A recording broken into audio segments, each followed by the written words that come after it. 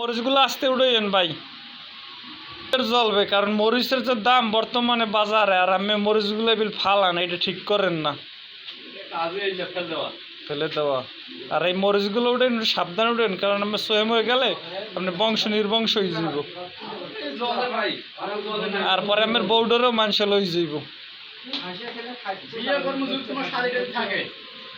আমার শালি তোর বিয়ে করা লাগবে না, তুই মরিস, তুই নিজেই সেফটি দিতে পারস না, তারপরে আমার শালিরে সেফটি দিবি কিভাবে তুই?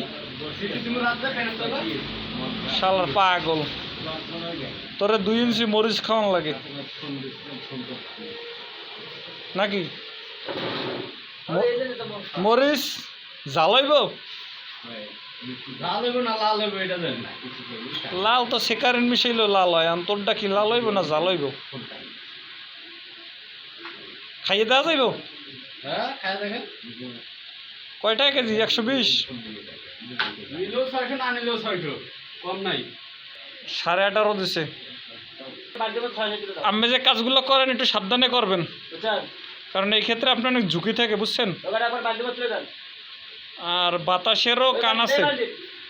মরিচের সময় উঠবেন সোহেনায় যেন না যায়, আর এগুলো ডাক্তার মেডিকেল গেলেও কাম হইব না। তাই সাবধানে আপনারা যারা মরিচ কারখানা আছে একটু সাবধানে কাজটা করবেন। আর আমাদের ভিডিওটা যদি ভালো লাগে লাইক করেন, শেয়ার করেন, কমেন্ট করেন, আর জাহিদের পাশে থাকেন।